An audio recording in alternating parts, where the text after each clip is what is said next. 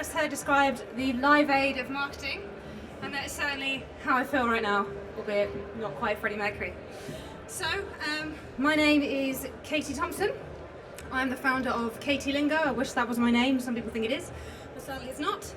I run an outsourced content marketing service for agencies, small businesses. We've been going since about 2016. Started off as a bit of a side hustle. I trained in journalism with the NCTJ and then with the Chartered Institute of Marketing, and started doing it on the side, and then sort of snowballed into a fully fledged business. We've won a few awards along the way, including Prolific North and The Drum. And in 2020, I'm pleased to say that I actually poached my husband from his job. And now, in addition to sort of content marketing, press releases, blogging, website copywriting, we also do data visualization. So a little bit of everything. But enough about me. Today we're going to talk about repurposing content. So what exactly is repurposing? Well, according to ActiveCampaign, repurposed content is content that's been altered from its original form to serve a different marketing goal. So it might be something like, I've got a long form blog post, but people haven't got enough time to go through all that, so I might turn it into a video, I might turn it into an infographic, or it might be just sort of updating that content to give it a bit more of a fresh perspective. So why would we repurpose? Well, I'm going to look at it from three ways: reach, recognition, and revenue. But before we start, let's look at it from an SEO perspective. A study in 2016 showed that Moz looked at fresh content on websites and realised that fresh content actually ranks higher. So obviously stuff that's really time sensitive, so it might be something like the latest Netflix series or the latest Premier League scores, obviously that's going to rank immediately. But it shows that if you even take your existing content and update it, you're going to appear higher up in the search engines. Obviously, what Google wants to do is serve customers as well, so we ultimately want to serve our audience. So if we update that content and make it a bit fresher, for example, in 2020, I did a blog post on the best content marketing events to look out for this year. Lol, none of them happened because it was 2020, but never mind.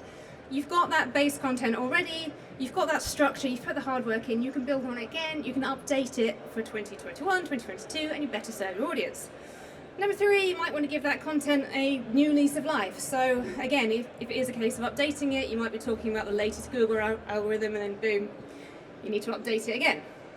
And you might want to reach new audiences, so it might be a case of you are playing with new channels. Heaven forbid, we might be wanting to reach Generation Z with TikTok or something and never played with it before. So it's a good way of experimenting and reaching new audiences. Now, today obviously we're talking about taking the content you've already made, but there's also the argument for creating new content all the time. And certainly this is a really effective marketing strategy. Let me show you something I did in 2020. It's called the Right 52 campaign. So basically it's really simple. What we do is we produce one piece of content per week over the course of the year. So for me, I chose blog posts, but it could be infographics, podcasts, whatever you like. You can see here just from some stats, just year on year, they're all green, the engagement's higher, the visitors are higher, more people come on the site, more brand awareness. But it was also really good commercially, and it helped me go from a sort of one-man band to actual growth and a lot more brand awareness. And here are a few stats I put together for an award campaign.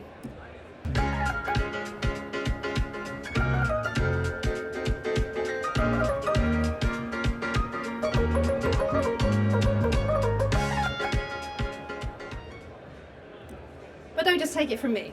Look at my clients as well. How many people here have got kids? How many people here have heard of an app called Peanut? Well, Peanut is an app for new parents or people who have got kids who have questions, they want to navigate the terrifying world of parenting. So they may ask questions like, what should I expect for the first trimester of pregnancy, something like that.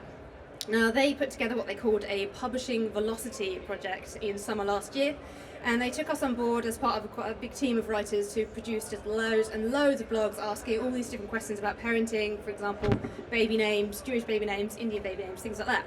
And you can see from the results, we started in May, it went up absolutely crazy, and they actually talked about it at Brighton SEO last year, and they used it as a case study.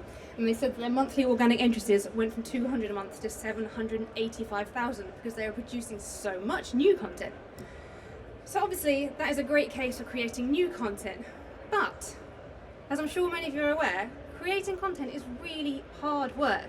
And right now as a marketer, it's absolutely knackering. If we look at some of the stats, One survey of 7,000 marketers shows that 83% of them felt burnt out. And another one of 25,000 marketers showed that 3/4 of them were predicting resignations in the next year. We've all heard about the Great Resignation, and we've all got to navigate this really scary world, post-pandemic recovery, people's expectations are higher than ever, everyone's focusing digital.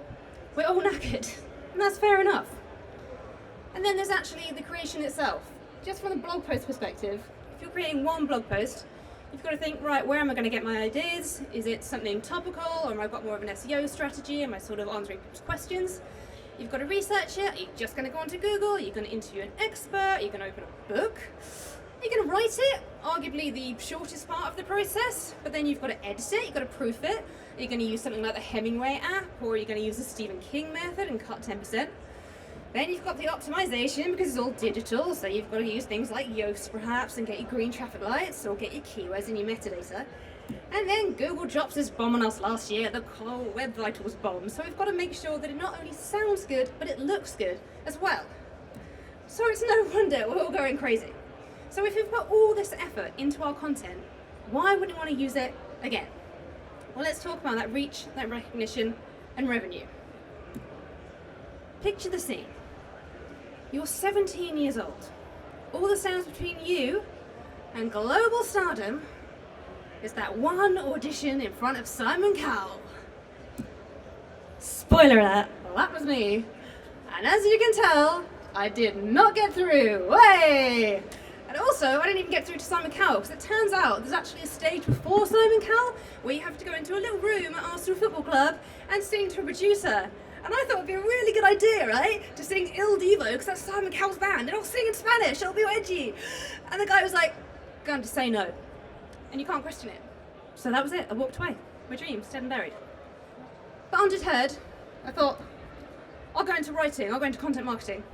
So I turned my experiences into a story, and I actually later went on to audition for The Apprentice and for The Chase.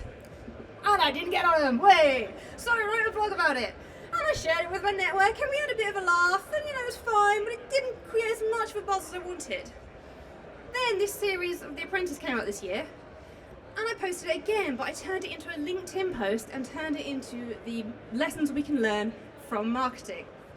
And things like planning ahead, finding out that Simon Cowell's not going to be there, not singing Spanish, things like that.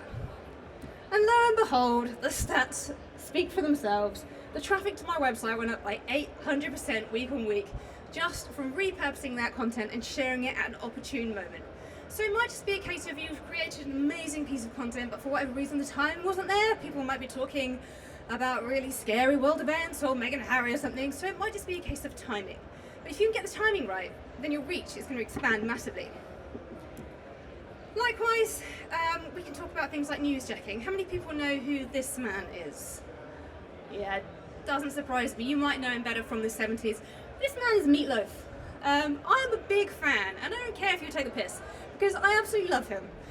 And in 2019, it was his birthday, so I decided to share on my Instagram profile just a little post saying how much I love him.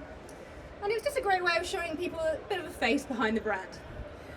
Obviously, 2022 happened, and God took Meatloaf from us.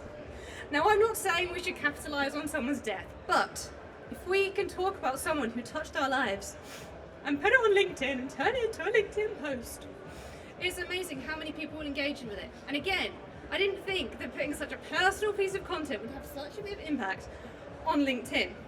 7,000 people viewed that, and so many people got on board to share their own stories.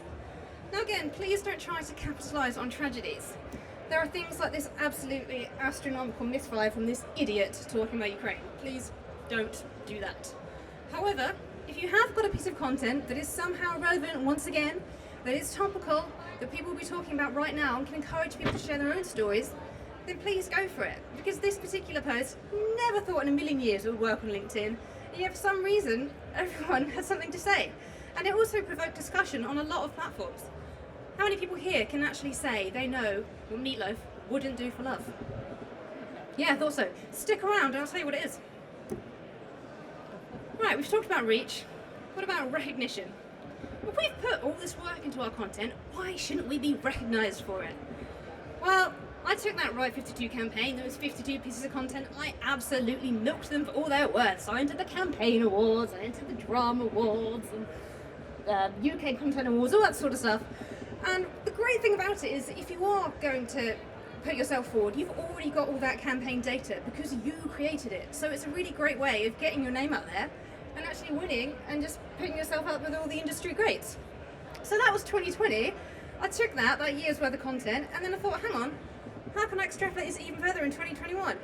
Oh, what's that? Twitter Marketing Awards? Well, actually, that got me quite a lot of new Twitter followers, so let's enter the Twitter Marketing Awards.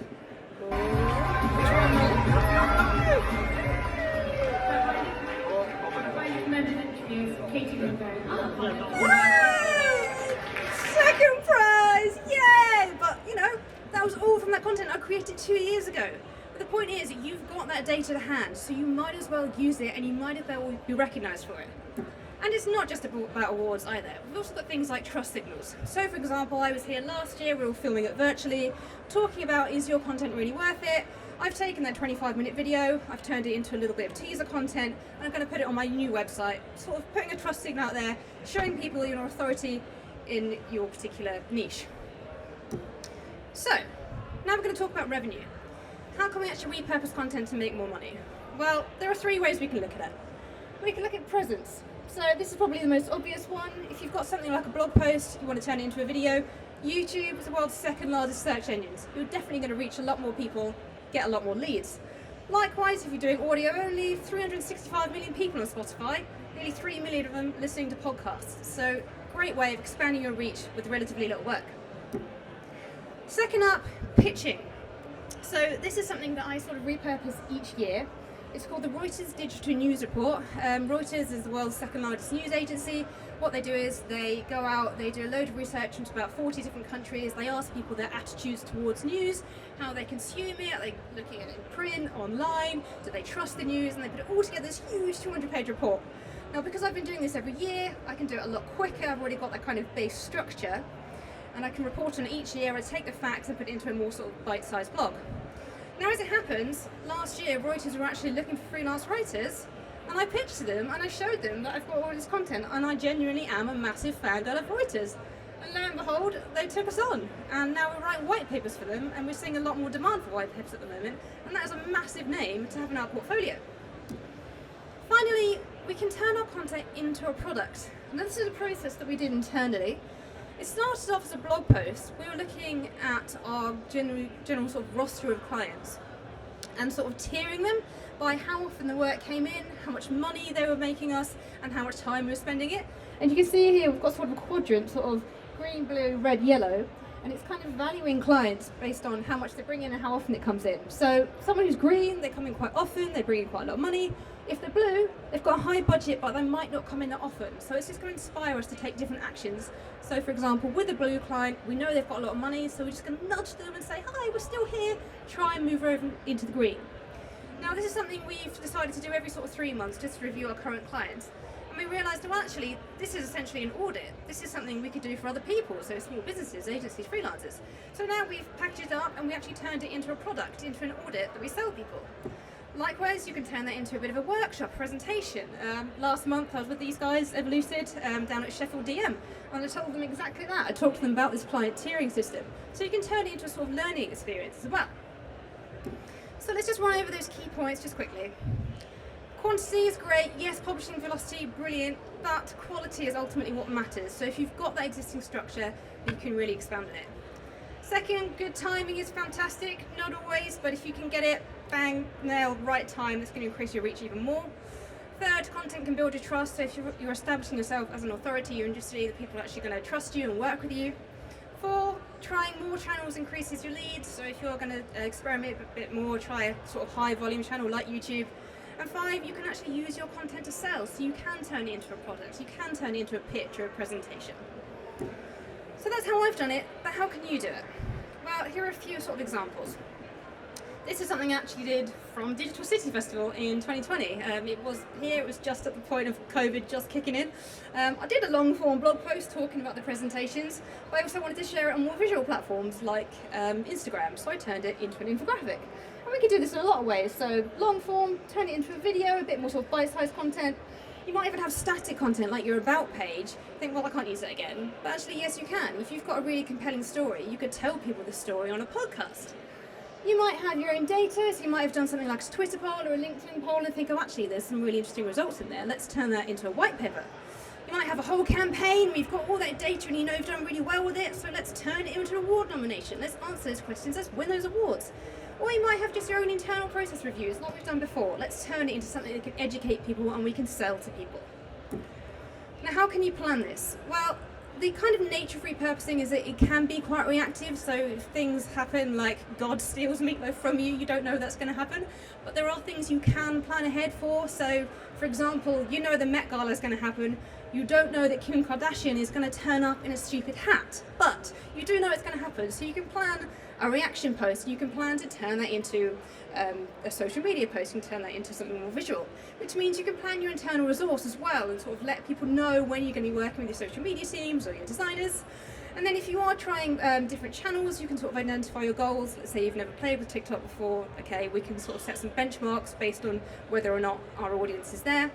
And then finally, you can sort of plan where to invest your time and resource. Okay, actually, we've experimented with this new channel, it's doing really well, so we'll put X% of time in there. So, just a few key takeaways. How can we repurpose? Yes, the world is always hungry for new content, our attention spans are really short, we need something fresh and new, but we can take what we already have and adapt it. The effort itself is actually creating it completely from scratch. Once you've got that structure in place, it's a lot easier. Plus, we've got a lot more channels to play with, so we can be a bit creative. It doesn't have to cost a lot of money either. If we are thinking about it from an SEO perspective, yes, we can keep Google happy by updating that content and just showing it again for different audiences. And we can help to bring in new leads and reach new people and essentially build trust with these potential new audiences as well. And ultimately, if you've got a whole team, you're going to make them all feel a bit more valued, because it's not just putting it all on a writer or putting it all on your social team. Everyone has got a part to play. So, told you a few minutes ago, what will meatloaf not do for love? Are you ready to have your minds blown? Let's ask Twitter. A lot of people are going to be asking today what I would do anything for love, but I won't do that means. So I just want to clear something up for you. That is more than one thing. It's not anything dirty. It's not, I don't know, eat meat, I don't know. It is whatever he says in the line before the chorus. So you might say, Singing, I'm not sure if you can hear, I've been singing. I'll never forget the way you feel right now, or I'll never stop dreaming of you every night of my life, or I'll never do it better than I did it with you. It is many things. It's whatever he says before the chorus. So yeah, I'm in mourning, but I hope that clears something up for you. Boom! Content repurposed. Thank you very much. I will take questions.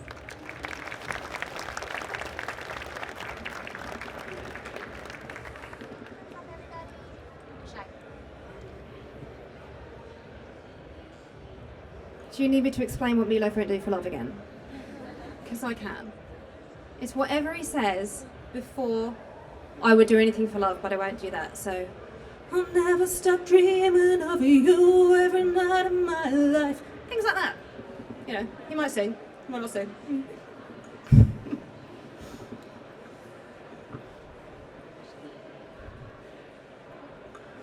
All right, thank you very much. Thank you. Thank you, Katie. Cheers, guys.